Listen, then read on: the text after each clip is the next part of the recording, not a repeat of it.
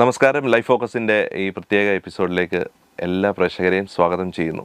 Bible പ്രവചന വിഷയത്തിൽ അഗ്രഗണ്യനായ ദീർഘനാളുകളായി ഈ വിഷയം പഠിക്കുകയും അതുപോലെ തന്നെ ലോകരാജ്യങ്ങളിൽ വിവിധ വേദികളിൽ ഈ വിഷയം പ്രസംഗിക്കുകയും ചെയ്യുന്ന വേദപണ്ഡിതനും വേദ അധ്യാപകനുമായ ഇവാഞ്ചലിസ്റ്റ് ജോൺ പി തോമസ് ആണ് നമ്മുടെ മധ്യത്തിലുള്ളത്. സ്വാഗതം സാറ്. ദീർഘനാളുകളായിട്ട് ഈ വിഷയം വിവിധ വേദികളിൽ പ്രസംഗിക്കുന്നത് കേൾക്കുവാനായിട്ട് ഇടയായി തീർന്നിട്ടുണ്ട്. ഈ പ്രവചന വിഷയങ്ങളാണല്ലോ താങ്കൾ കൂടുതലും കൈകാര്യം ചെയ്യുന്നത്. എന്താണ് ഈ പ്രവചന വിഷയങ്ങൾക്കുള്ള ഒരു പ്രാധാന്യം? ബൈബിള് തന്നെ ഒരു അത്ഭുത ഗ്രന്ഥമാണ്. ഏതാണ്ട് 66 ഗ്രന്ഥങ്ങളുടെ ഒരു ശേഖരമാണ് ബൈബിള്. ബൈബിൾ ഒരു പുസ്തകമല്ല. ബൈബിൾ എഴുതുവാനായിട്ട് ഏതാണ്ട് 1500 വർഷമെടുത്തു. 40 വ്യത്യസ്ത എഴുത്തുകാർ.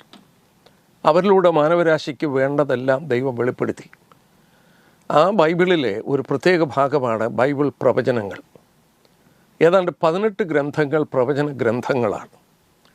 17 ഗ്രന്ഥങ്ങൾ പഴയ നിയമത്തിലും ഒരു ഗ്രന്ഥം പുതിയ നിയമത്തിലും പൂർണ്ണമായി പ്രവചന വിഷയങ്ങൾക്ക് മാറ്റിവെച്ചു. അവിടെ കൊണ്ട് തീരുകയല്ല, പ്രവചന ഗ്രന്ഥങ്ങളല്ലാത്ത പുസ്തകങ്ങളിലും പ്രവചന ഭാഗങ്ങൾ രേഖപ്പെടുത്തി. ഒരു വിധത്തിൽ പറഞ്ഞാൽ ബൈബിൾ ഒരു പ്രവചന ഗ്രന്ഥമാണ്. എന്താണ് ബൈബിളിൻ്റെ പ്രവചനങ്ങൾ? ദൈവത്തിന് ലോകത്തെ സംബന്ധിച്ച്, ഭാവിയെ സംബന്ധിച്ച്, രാഷ്ട്രങ്ങളെ സംബന്ധിച്ച്, മനുഷ്യനെ സംബന്ധിച്ച് വ്യക്തമായൊരു പദ്ധതിയുണ്ട്. ആ പദ്ധതി മുമ്പ് കൂട്ടി തൻ്റെ ജനം അറിയണം. അങ്ങനെ ദൈവം വെളിപ്പെടുത്തി തന്നതാണ് പ്രവചന ഭാഗങ്ങൾ. നമ്മൾ ഒരു കാര്യം ഓർക്കണം, ബൈബിള് 2000 വർഷം മുമ്പാണ് എഴുതി പൂർത്തീകരിച്ചത്. അവിടെ ദൈവം പറയുന്നുണ്ട്, ഇതിനോട് ഇനി ആരും ഒന്നും കൂട്ടരുത്, ഒന്നും കുറയ്ക്കുകയും ചെയ്യരുത്. നമ്മൾ ഓർക്കുക, 2000 വർഷവും 2500 വർഷങ്ങൾക്ക് മുമ്പ് എഴുതി പൂർത്തീകരിച്ച ഈ ഗ്രന്ഥത്തിൽ പറഞ്ഞിരിക്കുന്ന സംഭവങ്ങൾ നമ്മുടെ കൺമുമ്പിൽ ഇന്ന് നടന്നുകൊണ്ടിരിക്കുകയാണ്. അത് ലോകരാഷ്ട്രീയത്തിൽ ശ്രദ്ധിച്ചാലും സാമൂഹിക മേഖലയിൽ ശ്രദ്ധിച്ചാലും അതുപോലെ സാമ്പത്തിക മേഖലയിൽ ശ്രദ്ധിച്ചാലും കൃത്യമായി ബൈബിളിൽ എന്ത് പറഞ്ഞോ അതനുസരിച്ച് നടന്നുകൊണ്ടിരിക്കുന്നു. അതെ. അതിൻ്റെ ഇടയ്ക്ക് ഒരു കാര്യം ചോദിച്ചിട്ട്, ഈ വിഷയം കൈകാര്യം ചെയ്യുന്ന അനേകരില്ല. ഈ വിഷയം ഇത്ര ഇൻട്രസ്റ്റിംഗ് ആയിട്ട് പഠിക്കാനുള്ള കാരണം എന്താ? ഞാൻ യേശുക്രിസ്തുവായിട്ട് വ്യക്തിപരമായൊരു ബന്ധം ഉണ്ടാകുന്നത് 1974. മറ്റൊരു വിധത്തിൽ പറഞ്ഞാൽ യേശുക്രിസ്തുവിനെ രക്ഷകനും കർത്താവുമായി സ്വീകരിച്ചു. അല്ലെങ്കിൽ വേറെ ഒരു ഭാഷയിൽ പറഞ്ഞാൽ വീണ്ടും ജനനം സംഭവിച്ചു. ഓക്കെ. അല്ലെങ്കിൽ ക്രിസ്തു വിശ്വാസിയായത്. അതെ. അപ്പോൾ എന്നോട് ക്രിസ്തുവിലേക്ക് എന്നെ നയിച്ച വ്യക്തി പറഞ്ഞു, ബൈബിള് വായിക്കണം, പ്രാർത്ഥിക്കണം. ഒരു ശിശുവിനെ പോലെ ഞാൻ അനുസരിക്കുകയാണ്. പക്ഷേ ദൈവം അതിന് മുമ്പ് എന്നെ ഒരുക്കാൻ തുടങ്ങി. ഞാൻ പൊതുവേ നല്ല വായനാശീലമുള്ളൊരു വ്യക്തിയായിരുന്നു. എനിക്ക് നോവലുകളും കഥകളും വായിക്കുന്ന ഇഷ്ടമല്ല. എനിക്കിഷ്ടമുള്ളത് ചരിത്രങ്ങളും മനുഷ്യൻ്റെ ജീവചരിത്രങ്ങളും ഒക്കെ വായിക്കുന്നത്, റിയൽ ലൈഫിലുള്ളത് വായിക്കുന്നതായിരുന്നു ഇഷ്ടം. അങ്ങനെ ഹിസ്റ്ററി എനിക്ക് താല്പര്യമായിരുന്നു. ഈ ബൈബിൾ ഒരു ചരിത്ര പുസ്തകമാണല്ലോ. ബൈബിൾ ഒരു ചരിത്ര ഗ്രന്ഥമാണ്. ഞാനിങ്ങനെ ബൈബിള് വായിച്ചുകൊണ്ടിരിക്കുമ്പോൾ ദാനിയേലിൻ്റെ പ്രവചനത്തിൽ ഞാൻ വന്നു. ദാനിയേലിൻ്റെ പ്രവചനത്തിൽ വന്നപ്പോൾ കഴിഞ്ഞുപോയ സാമ്രാജ്യങ്ങൾ, ഉദാഹരണമായിട്ട് റോമൻ സാമ്രാജ്യം, അലക്സാണ്ടറിൻ്റെ സാമ്രാജ്യം, ഇതൊക്കെ വളരെ വ്യക്തമായിട്ട് സ്കൂളുകളിൽ നമ്മൾ പഠിച്ചിട്ടുള്ളതാണ്. ഈ സ്കൂളുകളിൽ പഠിച്ച ചരിത്രങ്ങൾ, ഈ ബാബിലോൺ സാമ്രാജ്യം, ഗ്രീക്ക് സാമ്രാജ്യം, റോമൻ സാമ്രാജ്യം, പേർഷ്യൻ സാമ്രാജ്യം, ഈ സാമ്രാജ്യങ്ങളെക്കുറിച്ച് ബൈബിളിൽ പറഞ്ഞിട്ടുണ്ടെന്ന് എനിക്ക് മനസ്സിലായി. അത് എനിക്ക് വളരെ താല്പര്യം ജനിപ്പിച്ചു. ഞാൻ ഇത് മനസ്സിലാക്കാൻ ശ്രമിച്ചു, പക്ഷേ എനിക്കറിയില്ല. പല വാതിലുകളിൽ ഞാൻ മുട്ടി നോക്കി. ഞാൻ അന്ന് ചെയ്തത്, ഞാനൊരു തീരുമാനമെടുത്തു, എന്ത് വില കൊടുത്തു ഇത് മനസ്സിലാക്കണം. അങ്ങനെ കിട്ടാവുന്ന എല്ലാ ബുക്കുകളും എനിക്ക് കിട്ടാവുന്നത് ഞാൻ വായിക്കാനും മേടിക്കാനും തുടങ്ങി. ഞാൻ ഇങ്ങനെയുള്ള പഠനങ്ങൾ കിട്ടുന്നിടത്ത് വളരെ വിരളമായിട്ടേ കിട്ടത്തുള്ളൂ. വളരെ ആർത്തിയോട് പോകാൻ തുടങ്ങി. പക്ഷേ ആ ദൈവം എന്നെ ഒരുക്കുകയായിരുന്നു. അങ്ങനെ ഈ പ്രവചന വിഷയങ്ങളിൽ ഞാൻ തൽപരനായി. 74 തൊട്ട് ഇന്നേക്ക് ഏതാണ്ട് 50 വർഷമായി. 50 വർഷമായി ഒരു വിദ്യാർത്ഥിയാണ് ശരിക്ക്. ഇന്നും ഞാൻ പഠിച്ചുകൊണ്ടിരിക്കുകയാണ്. ഈ ഇന്നത്തെ ഒരു പ്രത്യേക സാഹചര്യത്തിൽ നമുക്ക് ഇസ്രായേലിനെ കുറിച്ച് അല്പസമയം സംസാരിക്കാം. ഇന്ന് ലോകരാജ്യങ്ങൾ മുഴുവൻ എല്ലാ കണ്ണുകളും ഇസ്രായേലിലേക്കാണ്. ഞാൻ താങ്കളുടെ പല പ്രസംഗങ്ങൾ യൂട്യൂബിൽ ധാരാളം പ്രസംഗങ്ങൾ കേൾപ്പുണ്ട്. ദീർഘവർഷങ്ങളായിട്ട് ഇസ്രായേലിനെ കുറിച്ചും അവരുടെ ചരിത്രത്തെക്കുറിച്ചും ഭാവിയിൽ അവർക്ക് എന്ത് സംഭവിക്കും എന്നുള്ളതൊക്കെ ബൈബിളിൻ്റെ അടിസ്ഥാനത്തിൽ പ്രസംഗിക്കുന്ന ആളാണ്. ഇന്നത്തെ ഈ പശ്ചാത്തലത്തിൽ എല്ലാ കണ്ണുകളും ഇപ്പോൾ ഇസ്രായേലിലേക്കാണ്. എന്തുകൊണ്ടാണ് ഇസ്രായേലിന് ഇത്ര പ്രാധാന്യം ലോകപരമായിട്ടും അതുപോലെ ബൈബിളിലും ഇത്ര പ്രാധാന്യം കൊടുത്തിരിക്കുന്നത് എന്തുകൊണ്ട്? എന്നോട് ചോദിച്ചൊരു ചോദ്യം, എന്തുകൊണ്ടാണ് എല്ലാ കണ്ണുകളും ലോക മാധ്യമങ്ങളിലുമെല്ലാം ഇസ്രയേലിലോട്ട് തിരിഞ്ഞിരിക്കുന്നത്? ഞാൻ ബൈബിളിൻ്റെ വെളിച്ചത്തിൽ ഒരു കാര്യം ഓർപ്പിക്കാം. നമ്മളൊരു റോഡിൽ പോകുമ്പോൾ നമ്മൾ ബാനറുകളുമൊക്കെ കാണാറുണ്ട്. ഈ ബാനറുകൾ നമ്മൾ കാണുന്നത് കെട്ടിയിരിക്കുന്നതിൻ്റെ കാരണം ആ ബാനറിൽ എഴുതിയിരിക്കുന്ന കാര്യങ്ങൾ ഗ്രഹിക്കാൻ വേണ്ടിയാണ്.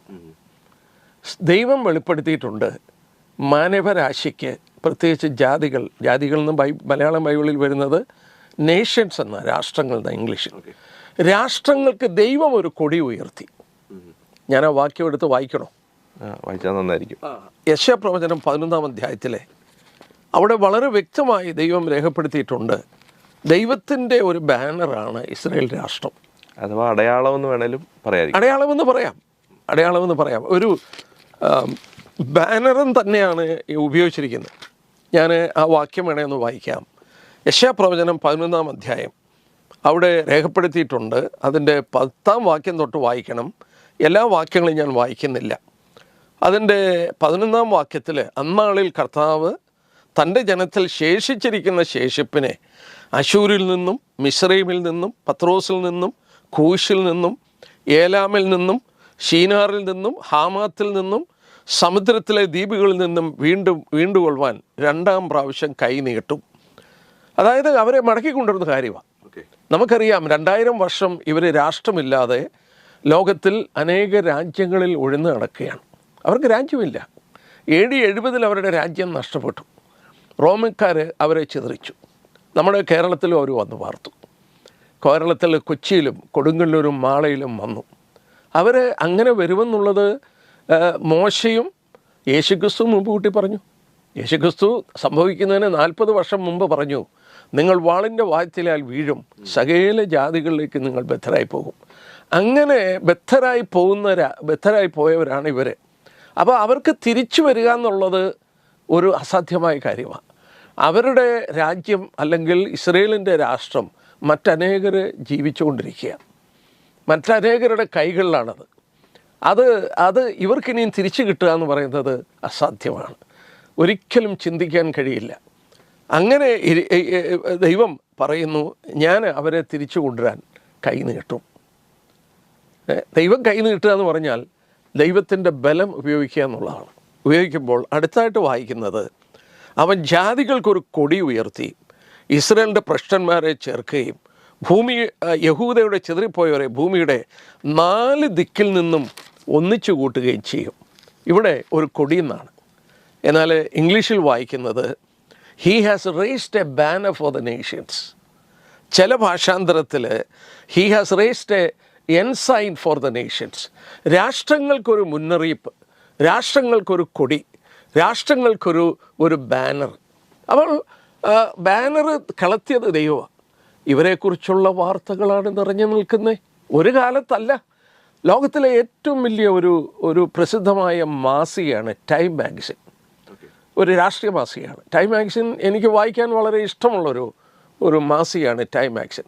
ടൈം മാഗസിനിനകത്തൊരു ആർട്ടിക്കിൾ വരിക എന്ന് പറഞ്ഞാൽ അതൊരു ആധികാരികമായ ആർട്ടിക്കിളാണ്. ലോകത്തിൽ മറ്റ് എഴുത്തുകളിലും ഗ്രന്ഥങ്ങളിലൊക്കെ എടുത്ത് കോട്ട് ചെയ്യും ടൈം മാഗസിനകത്ത് വന്ന വാർത്തകളാണ്. ടൈം മാഗസിനകത്ത് ഒരു ആർട്ടിക്കിൾ വരിക എന്ന് പറഞ്ഞാൽ അതൊരു വലിയ കാര്യമാണ്. ടൈം മാഗസിൻ്റെ ആ പുറംചട്ടയിൽ ഒരു ഇത് പേര് വെച്ച് ഒരു വിഷയം വരികയാണെങ്കിൽ അതിൻ്റെ ആധികാരികതയാണ് അതിനകത്ത് വരുന്നത്. ഈ ടൈം മാഗസിനകത്ത് ഇസ്രയേൽ എന്ന് പറയുന്ന രാഷ്ട്രത്തെക്കുറിച്ച് ഏതാണ്ട് 39 അതിലധികമോ പ്രാവശ്യം ഇതിനകത്ത് ആർട്ടിക്കിൾ വന്നിട്ടുണ്ട്, പുറം ചട്ടയിൽ തന്നെ. എന്ന് പറഞ്ഞാൽ ഇവർ കോൺസ്റ്റൻ്റ്ലി മാധ്യമങ്ങളിൽ നിറഞ്ഞു നിൽക്കുന്നു. എന്തുകൊണ്ടാണ് മറ്റുള്ളവർ അവരെക്കുറിച്ച് അങ്ങനെ സംസാരിക്കുന്നത്? കാരണം ദൈവം മനുഷ്യനോട് വീണ്ടും വീണ്ടും ഉണർത്തിക്കുകയാണ്. അതായത് ഇവർ സാധാരണ രാജ്യമല്ല, ഇവരെ മടക്കിക്കൊണ്ടുവന്നത് ഞാനാണ്, അവരോടുള്ള ഭാവി കാര്യങ്ങൾ നടക്കാൻ പോവുകയാണ് എന്ന് ദൈവം വ്യക്തമായി ഓർപ്പിക്കുകയാണ്. ഇവരെക്കുറിച്ചുള്ള മീഡിയയിലുള്ള ഇന്നത്തെ ഈ ഭയങ്കരമായ സംസാരവും മീഡിയയിൽ കാണുന്ന ഈ റിപ്പോർട്ടുകളൊക്കെ. ഇതുമായിട്ട് ബന്ധപ്പെട്ട് 2 കാര്യങ്ങളിലൂടെ, ഇന്ന് ഈ ക്രൈസ്തവർ എന്ന് പറയുന്ന വിഭാഗത്തിന് ഇസ്രായേൽ വളരെ പ്രധാനപ്പെട്ട ഒരു രാജ്യമാണ്. അതുപോലെ ക്രൈസ്തവ രാജ്യങ്ങൾക്ക്. മറ്റൊരു കാര്യം നമ്മുടെ പ്രേക്ഷകർക്ക് ഒരുപക്ഷെ അറിയാൻ താല്പര്യമുള്ള ഒരു പ്രധാന വിഷയമാണ്. ഈ ബൈബിളിൽ നാം പരിശോധിച്ചാൽ ദൈവം തിരഞ്ഞെടുത്ത ഒരു ജാതിയാണ് യഹൂദന്മാർ. അങ്ങനെ ദൈവം എന്തുകൊണ്ട് ഒരു ജാതി എന്തിനു തിരഞ്ഞെടുത്തു? അല്ലെങ്കിൽ ലോകത്തെ അനേക ജാതികളുണ്ട്, അതിൽ ഇവർക്ക് മാത്രം എന്തോ ഒരു പ്രത്യേകത ദൈവം കൽപ്പിക്കുന്നു? നമ്മൾ പ്രാരംഭമായി എന്നോട് ചോദിച്ചു ക്രിസ്ത്യാനികൾക്ക് എന്താണ് ഇവരോടുള്ള ഒരു പ്രത്യേകത. കാരണം നമ്മുടെ പ്രസംഗങ്ങളിലെല്ലാം, പ്രത്യേകിച്ച് സാറിൻ്റെ പ്രസംഗങ്ങളിലൊക്കെ ധാരാളം ഈ വിഷയം ഇസ്രായേൽ പ്രധാന വിഷയമായിട്ട് വരുന്നുണ്ട്. നമ്മൾ ഉദാഹരണമായിട്ട് അമേരിക്കയാണ് ലോകത്തിലെ ഇന്നത്തെ ഏറ്റവും പവർഫുൾ എക്കണോമിക്കലിയും സൈനികപരമായിട്ടൊക്കെ. ആ രാജ്യത്ത് എന്ത് പ്രശ്നങ്ങളുണ്ടായാലും ഇവരോട് അടുത്ത് നിൽക്കുന്നതിൻ്റെ കാരണം എന്നാ? അതിൻ്റെ കാരണം ലോകത്തിലെ ഏക പ്രൊട്ടസ്റ്റൻ്റ് രാജ്യം എന്ന് പറയുന്നത് അമേരിക്കയാണ്. വേറെ പ്രൊട്ടസ്റ്റൻ്റ് രാജ്യമില്ല. കാത്തലിക് ചർച്ച് രാജ്യങ്ങളുണ്ട്. പ്രൊട്ടസ്റ്റൻ്റ് രാജ്യം ഒരു രാജ്യമുണ്ടെങ്കിൽ അത് അമേരിക്കയാണ്. ഈ അമേരിക്ക പ്രൊട്ടസ്റ്റൻ്റ് രാജ്യമായതുകൊണ്ട് അവർ ബൈബിൾ വിശ്വസിക്കുന്നവരാണ്. അമേരിക്കയിലെ ബൈബിൾ ബിലീവിങ് ബെൽറ്റ് എന്ന് പറയുന്ന ഏരിയ തന്നെയുണ്ട്. ഈ റിപ്പബ്ലിക്കൻസ് എന്ന് പറയുന്ന പാർട്ടിക്ക് 2 പാർട്ടിയുള്ളല്ലോ അവിടെ, റിപ്പബ്ലിക്കൻസും ഡെമോക്രറ്റ്സും. ഈ റിപ്പബ്ലിക്കൻസ് മെയിൻലി ബൈബിൾ ബിലീവിങ് ആളുകളാണ് പ്രധാനമായി. അവരെ സംബന്ധിച്ച് യഹൂദൻ അല്ലെങ്കിൽ ഇസ്രയേൽ എന്ന് പറയുമ്പോൾ ഈ ബൈബിളിൻ്റെ പ്രവചനങ്ങളുടെ നിവൃത്തികളാണ് ഇവരെന്നുള്ളത് അവർ മനസ്സിലാക്കുന്നു. അങ്ങനെ മനസ്സിലാക്കുന്നത് കൊണ്ട് അവർക്ക് പ്രാധാന്യത കൊടുത്തുകൊണ്ടാണ് ഈ രാജ്യത്തിൻ്റെ ഓരോ തീരുമാനങ്ങൾ. പിന്നെ ക്രിസ്ത്യാനികളെ സംബന്ധിച്ച് നമ്മൾ ഓർക്കണം, ഈ രാജ്യത്തിൽ ഇവർ ഈ ബൈബിള് നമുക്ക് നൽകിയതാരാ? ക്രിസ്ത്യാനികളുടെ പുസ്തകം എന്ന് പറയുന്നത് ഈ ബൈബിളാണ്. ഈ ബൈബിളാണല്ലോ ദൈവത്തിൻ്റെ ഗ്രന്ഥം. പൗലോസ് ഒരു ചോദ്യം ചോദിക്കുന്നുണ്ട്. അതായത് റോമാലേഖനം 3-ാം അധ്യായത്തിൻ്റെ 1-2 വാക്യം. ഞാൻ ആ വാക്യം തന്നെ ഒന്ന് വായിച്ച് കേൾപ്പിക്കാം. യഹൂദനായ പൗലോസ് തന്നെ ഒരു ചോദ്യം ചോദിക്കുന്നുണ്ട്. അതിപ്പം ബ്രദർ എന്നോട് ചോദിച്ച ചോദ്യം തന്നെയാണ്. ആ ചോദ്യം എന്താണെന്ന് ചോദിച്ചാൽ ഇങ്ങനെയാണ് ആ ചോദ്യം: എന്നാൽ യഹൂദൻ എന്ത് വിശേഷത? അല്ല, പരിച്ഛേദനയാൽ എന്ത് പ്രയോജനം? അപ്പോൾ യഹൂദൻ എന്താ വിശേഷത എന്നുള്ളത് ചോദിക്കുകയാണ്. Why they have A special place in history or what ever it is. എന്തുകൊണ്ടാണ് എന്ന് ചോദിക്കുമ്പോൾ പൗലോസ് ആദ്യം പറഞ്ഞത് മറുപടി എന്താണെന്നറിയാം. ഒന്നാമത് ഉണ്ട്, വളരെ പ്രാധാന്യതയുണ്ട്, സകല വിധത്തിലും വളരെ ഉണ്ട്. ഒന്നാമത് ദൈവത്തിൻ്റെ അരുളപ്പാടുകൾ അവരുടെ പക്കൽ സമർപ്പിച്ചിരിക്കുന്നത് തന്നെ.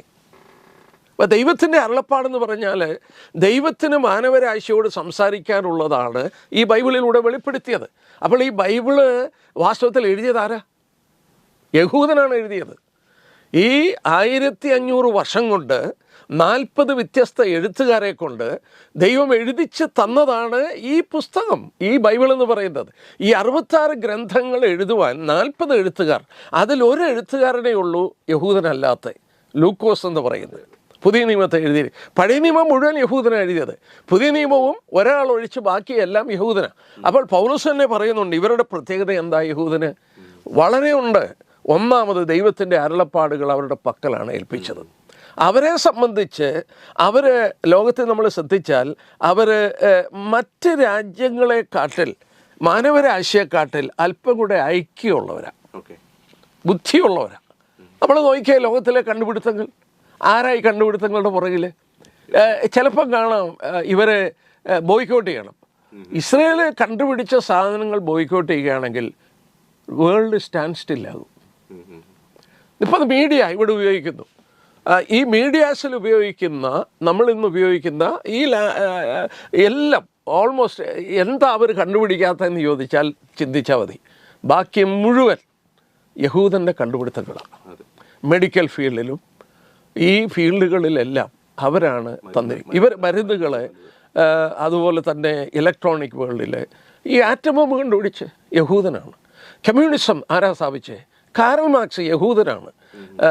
പൊളിറ്റിക്സിൽ ഇവരാണ്. എലിസബത്ത് ടൈലർ ഏറ്റവും വലിയ ആക്ട്രസ്, ഷീസ് എ ജൂ, അവരൊരു ജൂ ആണ്. ലോകത്തിൽ നമ്മൾ അറിയാൻ വയ്യാത്ത ഒരുപാട് പേര് യഹൂദന്മാരുണ്ട് പ്രസിദ്ധരായ. അമേരിക്കയിലെ വളരെ പ്രസിദ്ധനായ ഫോറിൻ സെക്രട്ടറി ആയിരുന്നു സ്റ്റേറ്റ് സെക്രട്ടറി ഹെൻറി കിസിംഗർ, യഹൂദനാണ്. അതുപോലെ തന്നെ British prime minister Benjamin Disraeli യഹൂദനാണ്. നമുക്കറിഞ്ഞുകൂടാ, യഹൂദനാണോ എന്ന് തന്നെ അറിഞ്ഞുകൂടാ. പലരും പലരെ ഭയങ്കരമായിട്ട് ഈ ബാങ്കിങ് വേൾഡ്, ബാങ്കിങ് ഈ യൂറോപ്പ്, ഞാൻ ഒരു ഗൾഫ് രാജ്യത്ത് ഞാൻ 18 വർഷം ജോലി ചെയ്തതാണ്. ഞാൻ അവിടെ ഇരുന്നപ്പോൾ നോട്ട് ചെയ്തൊരു കാര്യമാണ്, യൂറോപ്യൻ ബാങ്കുകൾ, ഉദാഹരണമായിട്ട് ഇങ്ങനെ ഗ്രിൻലേസ് മുതലായ യൂറോപ്യൻ ബാങ്കുകളൊക്കെ പാരീസിൻ്റെ ഇങ്ങനെയുള്ള ഈ ബാങ്കുകൾ മിഡിൽ ഈസ്റ്റിലുണ്ട്. മിഡിൽ ഈസ്റ്റിൽ അമേരിക്കൻ ബാങ്കുകൾ അങ്ങനെ ഇല്ല. അന്ന് ഉള്ള ഒരു ബാങ്ക് എന്ന് പറഞ്ഞാൽ സിറ്റി ബാങ്ക്. അമേരിക്കൻ ബാങ്കുകൾ എന്നാ അവിടെ ഇല്ലാത്ത? അന്ന് ഞാൻ അവിടെ ആയിരുന്ന സമയത്ത് ഇസ്രയേൽ ബോയ്ക്കോട്ട് എന്ന് പറഞ്ഞ്, അതായത് ഗൾഫിലെ അറബി രാജ്യത്ത് എന്ത് റെക്കമെൻഡ് ചെയ്താലും LC ഓപ്പൺ ചെയ്യണം, ലെറ്റർ ഓഫ് ക്രെഡിറ്റ് ബാങ്കുകളിൽ. LC ഓപ്പൺ ചെയ്യുമ്പോൾ അതിൻ്റെ കൂടെ ഒരു സർട്ടിഫിക്കറ്റ് കൂടെ വേണം. ആ സർട്ടിഫിക്കറ്റ് എന്താണെന്ന് ചോദിച്ചാൽ ഇസ്രയേലുമായിട്ട് ബന്ധമില്ലാത്തതാണ്, അവിടെ പ്രൊഡ്യൂസ് ചെയ്യാത്തതാണ്. ഈ LCയുടെ കൂടെ ഇസ്രയേലി ബോയ്ക്കോട്ട് സർട്ടിഫിക്കറ്റ് ഉണ്ടെങ്കിലേ അവിടെ ഇറക്കാനൊക്കത്തുള്ളൂ. അങ്ങനെ ഈ ബാങ്കുകളും അമേരിക്കൻ ബാങ്കുകൾ അവിടെ ഇല്ല. കാരണം മിക്ക ബാങ്കുകളും യഹൂദൻ്റെ കയ്യിലാണ്. ഇപ്പം അതിന് ചിലപ്പം മാറ്റം വന്നു കാണുമായിരിക്കും അല്ലേ? ഇപ്പം മാറി. ഇപ്പോൾ അതിൻ്റെ കാരണം നമ്മൾ ബൈബിളിൽ നിന്ന് തന്നെ കാണിച്ചു തരാം.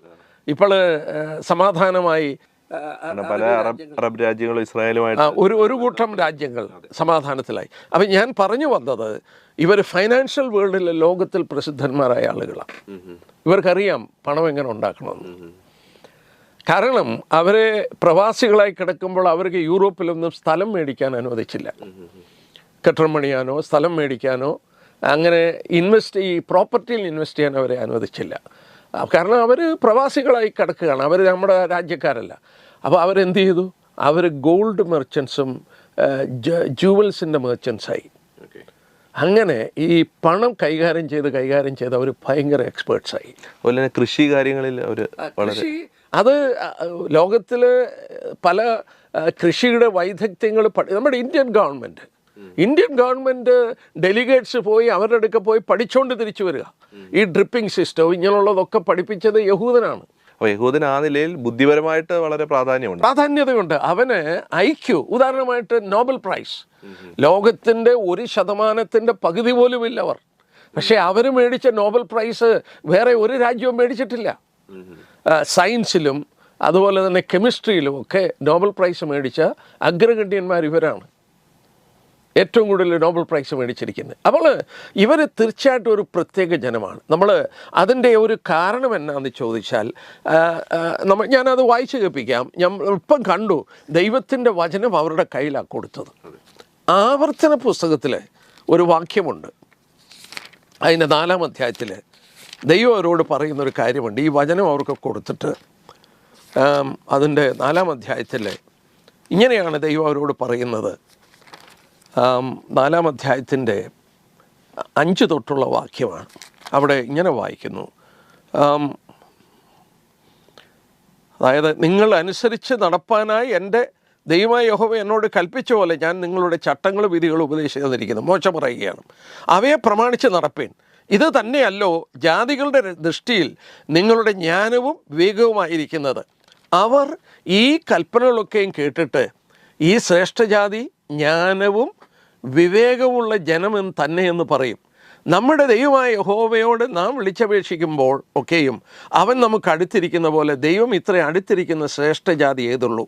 ഞാൻ ഇന്ന് നിങ്ങളുടെ മുമ്പിൽ വെക്കുന്ന ഈ സകല ന്യായപ്രമാണം പോലെ ഇത്ര നീതി ചട്ടവും വിധിയുള്ള ശ്രേഷ്ഠജാതി ഏതുള്ളൂ. ഇവിടെ എടുത്തു പറയുന്നുണ്ട്, ഈ ശ്രേഷ്ഠജാതി ജ്ഞാനവും വിവേകമുള്ള ഒരു ജനമായിത്തീരും. അതിൻ്റെ കാരണം ദൈവത്തിൻ്റെ വചനം അവരുടെ കയ്യിൽ കൊടുത്തു. ഈ ദൈവത്തിൻ്റെ വചനം അവരെ ജ്ഞാനികളാക്കി മാറ്റി. അപ്പം യഹൂദന് എന്ത് വിശേഷത? പൗലോസ് ചോദിച്ചു. വളരെ ഉണ്ട്. ഒന്നാമത് ദൈവത്തിൻ്റെ അരുളപ്പാടുകൾ അവരുടെ പക്കലേൽപ്പിച്ചു. അവരുടെ കയ്യിൽ ലഭിച്ച ഈ വചനം അതൊരിക്കലും ഡിസ്റ്റോർട്ടഡ് ആകുവാൻ, തിരുത്തുവാനൊന്നും അവർ അനുവദിച്ചില്ല. അവർ വളരെ വില കൊടുത്തു. നമ്മൾ കുംബ്രാൻ കേവ്സിൽ കണ്ടുപിടിച്ച കൈയെഴുത്ത് പ്രതികളൊക്കെ, അതൊക്കെ എന്ന് പറഞ്ഞാൽ അവർ ജീവിതം അതിനുവേണ്ടി മാറ്റിവെച്ച് ജീവിതത്തിൻ്റെ എല്ലാ സുഖങ്ങളും വേണ്ടാന്ന് വെച്ച് ചാവുകടലിൻ്റെ തീരത്തുള്ള ഗുഹകളിൽ വന്ന് പാർത്ത് ഈ ബൈബിൾ എഴുതുവാനായിട്ട് എഴുതി അത് കലങ്ങളിൽ സൂക്ഷിച്ചതാണ്. അപ്പോൾ അവരതിന് വളരെ വില കൊടുത്തു.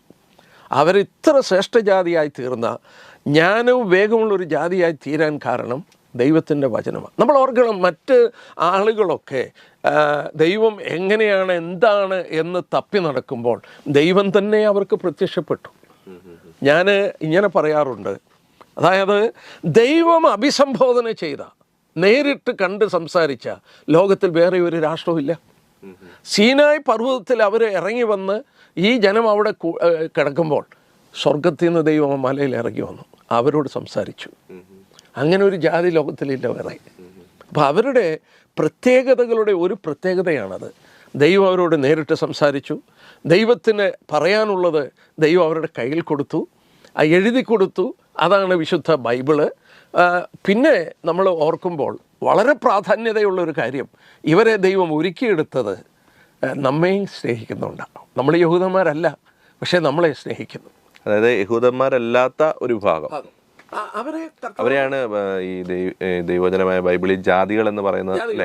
ഈ ജാതികൾ എന്ന് പറയുന്നത് ശരിക്കും നേഷൻസ് എന്ന് ഇംഗ്ലീഷ് വഴി വായിച്ച, അതായത് യഹൂദനല്ലാത്തവരൊക്കെ മറ്റേ രാഷ്ട്രങ്ങൾ, അതർ നേഷൻസ്. ഈ രാഷ്ട്രങ്ങളെ ദൈവം സ്നേഹിച്ചു. അവരുടെ അന്ധത കൊണ്ടും ദൈവത്തിൽ നിന്നൊക്കെ അവരകന്നു പോയതുകൊണ്ടും ദൈവസ്നേഹത്തിന് കുറവൊന്നുമില്ല. അവരെ രക്ഷപ്പെടുത്തണം. അവരെ രക്ഷപ്പെടുത്താനായിട്ട് ദൈവത്തിന് ഒരു മാർഗമേ ഉള്ളൂ. ഒന്നാമത് ദൈവം എങ്ങനെയാണ്, ദൈവം വിശുദ്ധനാണെന്നുള്ളത് ഈ ബൈബിൾ പഠിപ്പിച്ചു. രണ്ടാമത് ദൈവം ഏകനാണെന്നുള്ളത് ഇവരിലൂടെയാണ് പഠിപ്പിച്ച്. നമ്മൾ ഓർക്കണം, ഇസ്ലാം ഉണ്ടാകുന്നത് ഏതാണ്ട് AD, ഏകസത്യദൈവം എന്ന് പറഞ്ഞ് ഇസ്ലാം ഉണ്ടാകുന്നത് AD 600 കഴിഞ്ഞാൽ. AD 600, അതിന് ഏതാണ്ട് 2000 വർഷം മുമ്പ് ഇവർക്കൊരു പ്രാർത്ഥനയുണ്ട്. ആ പ്രാർത്ഥനയുടെ പേരാണ് ക്ഷമ. SHEMA. ക്ഷമ എന്ന് പറയുന്നൊരു പ്രാർത്ഥനയുണ്ട്. അത് ഭക്തന്മാരായ യഹൂദന്മാർ എന്നും രാവിലെയും വൈകിട്ടും പ്രാർത്ഥിക്കുന്ന പ്രാർത്ഥനയാണ്. ആ പ്രാർത്ഥന എങ്ങനെയാണെന്നറിയോ? അതിനകത്തൊരു സെൻറ്റൻസ് ഞാൻ വായിക്കാം. ഇസ്രായേലേ കേൾക്ക, യഹോവയായ നമ്മുടെ ദൈവം, യഹോവ നമ്മുടെ ദൈവമാകുന്നു, യഹോവ ഏകൻ തന്നെ. അതായത് ആവർത്തനം 6:4. ഭക്തരായ യഹൂദൻ ഇതും പ്രാർത്ഥിക്കും, the Lord God is one. ദൈവം ഏകനാണ്. ബഹുദൈവത്തിൽ വിശ്വസിച്ചിരുന്ന ഒരു കാലഘട്ടത്തിൽ ദൈവം ഏകനാണെന്ന് ആദ്യമായി ലോകത്തെ പറയുന്നത് പഠിപ്പിച്ചതാരാ? യഹൂദനാണ് പഠിപ്പിച്ചത്. അവൻ്റെ പ്രാർത്ഥന ഇന്നും ഇതാണ്, ഇസ്രായേലേ കേൾക്ക, യഹോവ നമ്മുടെ ദൈവമാകുന്നു, യഹോവ ഏകൻ തന്നെ. അവൻ ഏക ദൈവമാണ്. അതിന് പറയുന്നത് മോണോത്തീസം എന്ന, വൺ ഗോഡ്, ഒരു ദൈവം. അത് നമ്മൾ ഓർക്കണം, ആദ്യമായി ലോകത്തെ പഠിപ്പിച്ച വ്യക്തികളെന്ന് പറഞ്ഞാൽ ഈ യഹൂദന്മാരാണ്. അത് ദൈവം അവർക്ക് വെളിപ്പെടുത്തി കൊടുത്തു. ദൈവത്തിൻ്റെ അരുളപ്പാടുകൾ, ദൈവം വിശുദ്ധനാണ്, അതുകൊണ്ട് നിങ്ങൾ വിശുദ്ധരായിരിക്കണം. മാലിന്യങ്ങൾ കൊണ്ട് നിറഞ്ഞ, അതായത് ലൈംഗികമായും മറ്റും അരാജകത്വം നിറഞ്ഞൊരു ലോകത്തിലാണ് അതായത് കനാനിൽ അവർ വന്ന് കയറുന്നത്. അങ്ങനെയാണ് കനാനിനെ നീക്കിക്കളയുവാനായിട്ട് ആവശ്യപ്പെട്ട് അവിടെ ഇവരെ വിശുദ്ധരാക്കി സൂക്ഷിക്കാൻ ദൈവത്തിൻ്റെ വചനം കൊടുത്തു, പ്രവാചകന്മാരെ കൊടുത്തു. അവർക്ക് മറ്റ് കാര്യങ്ങളൊക്കെ ദൈവം ക്രമീകരിച്ചു, യാഗങ്ങളും ആരാധനയൊക്കെ കൊടുത്തു. അതിൻ്റെ കാരണം അവരെ ഒരു പ്രത്യേക ജനമാക്കി തീർക്കണം. എന്തിനാ ദൈവത്തിന് അങ്ങനെ ഇവരെ പ്രത്യേക ജനമാക്കേണ്ടത്? പറയാം. യെശയ്യാവ് 43 നമ്മൾ വരുമ്പോൾ ദൈവം ഈ കാര്യം പറയുന്നുണ്ട്. ദൈവം ഇവരെ എന്തിനാണ് ഇങ്ങനെ പ്രത്യേകതയാക്കിയത്? ഇന്ന് യഹൂദനൊരു പ്രത്യേക ജനമല്ലേ? എന്തിനാണ് അവനെ പ്രത്യേക ജനമാക്കി മാറ്റിയത്? ഇങ്ങനെ യെശയ്യാവ് 43:10 ഞാനൊന്ന് വായിക്കാം. ദൈവമോട് പറയുന്ന കാര്യമാണ്. 43:10 ഇങ്ങനെ വായിക്കുന്നു, നിങ്ങൾ എൻ്റെ സാക്ഷികൾ, ഞാൻ തിരഞ്ഞെടുത്തിരിക്കുന്ന എൻ്റെ ദാസൻ, യു ആർ മൈ വിറ്റ്നസ്. വീണ്ടും നമ്മൾ 44:8 വായിക്കുന്നുണ്ട്. 44:8 നിങ്ങൾ ഭയപ്പെടേണ്ട, പേടിക്കുകയും വേണ്ട, പണ്ട് തന്നെ ഞാൻ നിന്നോട് പ്രസ്താവിച്ച് കേട്ടിട്ടുണ്ടല്ലോ, നിങ്ങൾ എൻ്റെ സാക്ഷികളാകുന്നു. ഞാനല്ലാതെ വേറെ ദൈവമില്ല. ഉണ്ടോ? ഞാനല്ലാതെ വേറെ ദൈവമില്ല. നിങ്ങൾ എൻ്റെ സാക്ഷികളാണ്.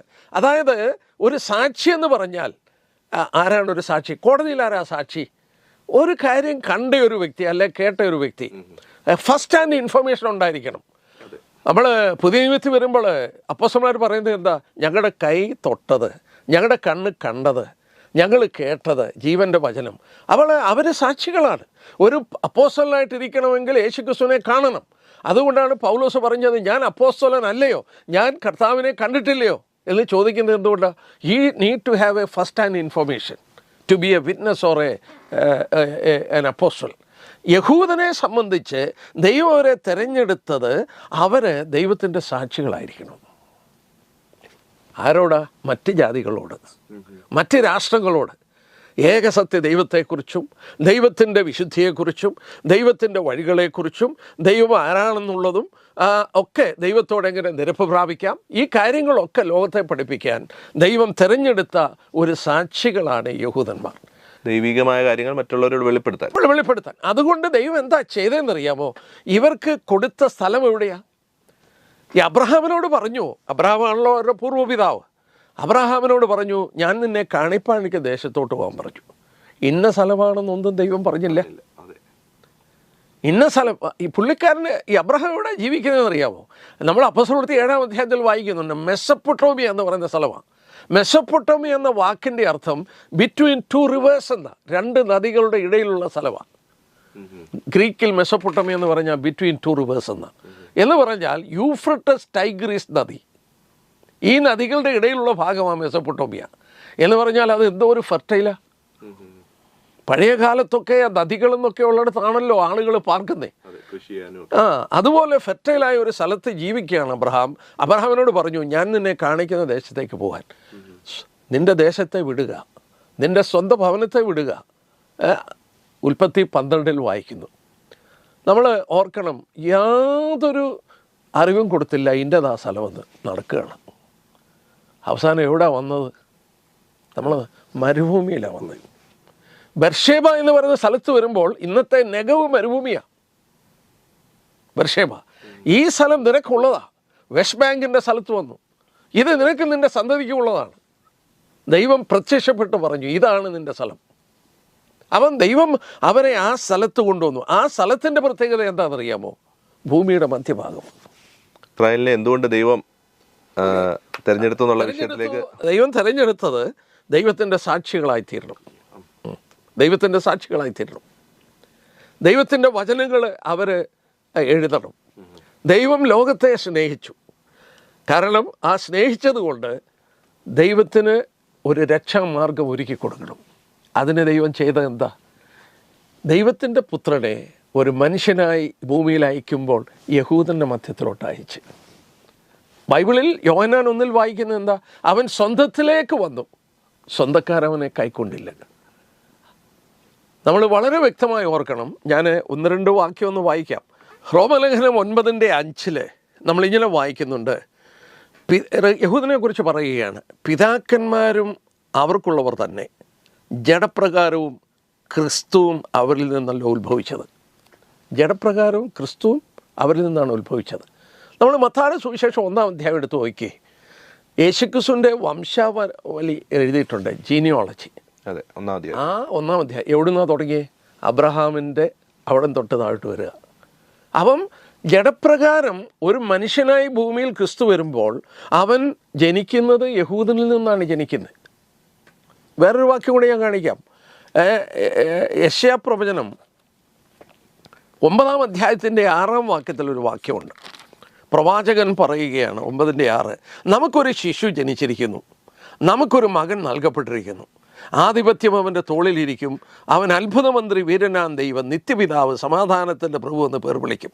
അവിടെ നോക്കി, നമുക്ക്, ഒരാൾക്കല്ല, ബഹുവചനമാണ്. നമുക്ക്, അൻടു അസ്, യഹൂദന് അൻടു അസ്, നമുക്കൊരു മകനെ നൽകി, നമുക്കൊരു ശിശു ലഭിച്ചു. റോമലേഖനം വെളിപ്പാട് ദിവസം 12-ാം അധ്യായത്തിൽ അവിടെ സൂര്യനെ അണിഞ്ഞൊരു സ്ത്രീ, അത് യഹൂദ രാഷ്ട്രമാണ്. അവിടെ വായിക്കുന്നുണ്ട്, സർവ്വഭൂമിയെയും ഇരുമ്പുകോൾ കൊണ്ട് മേയ്ക്കേണ്ട ആൺകുട്ടിക്ക് അവൾ ജന്മം കൊടുത്തു. അപ്പോൾ യേശുക്രിസ്തുവിനെ ലോകത്തിലേക്ക് പിതാവ് അയച്ചപ്പോൾ അവനെ അയച്ചത് ഒരു യഹൂദ ഒരു പെൺകുട്ടിയിൽ ജനിക്കാൻ വേണ്ടിയാണ്. മറിയ ഗർഭിണിയായി ഒരു മകനെ പ്രസവിച്ചു. അവൻ്റെ വളർത്തുപിതാവ് യോസേഫും അവരൊക്കെ യഹൂദന്മാരാണ്. ഒരു യഹൂദ രാഷ്ട്രത്തിനാണ് അവനെ കൊടുത്തത്. പക്ഷെ അവനെ കൊടുത്തത് എന്തിനാ? ലോകത്തിൻ്റെ രക്ഷകനായി തീരാനാണ്. ഈ യേശുക്രിസ്തു വരുന്നത് പാപത്തിൻ്റെ പരിഹാരം വരുത്താനാണ്. ഏത് മാനവരാശിയുടെയും പാപത്തിൻ്റെ പരിഹാരം ദൈവം അവനിലൂടെ വരുത്തുകയാണ്. അതിന് ക്രൂശിൽ അവൻ മരിക്കേണ്ടി വന്നു, പരമയാഗമായി തീർന്നു. ആ യാഗത്തിൽ വിശ്വാസമർപ്പിക്കുന്നവർക്ക് നിത്യരക്ഷ പ്രദാനം ചെയ്യുവാൻ ദൈവം സർവ്വലോകത്തെയും സ്നേഹിച്ചു. യോഹന്നാൻ 3:16 വായിക്കുന്നു, തൻ്റെ ഏകജാതനായ പുത്രനിൽ വിശ്വസിക്കുന്നവനും നശിച്ചു പോകാതെ നിത്യജീവൻ പ്രാപിക്കേണ്ടതിന് ദൈവം അവനെ നൽകുവാൻ തക്കോണം ലോകത്തെ സ്നേഹിച്ചു. വലിയൊരു രക്ഷാ പദ്ധതി ദൈവം ഒരുക്കുകയായിരുന്നു അല്ലേ? അത് ഈ രാജ്യത്തിലൂടെ ഒരുക്കി. തീർച്ചയായിട്ടും ഇസ്രായേലിന് അത്ര പ്രാധാന്യം ഉണ്ട്.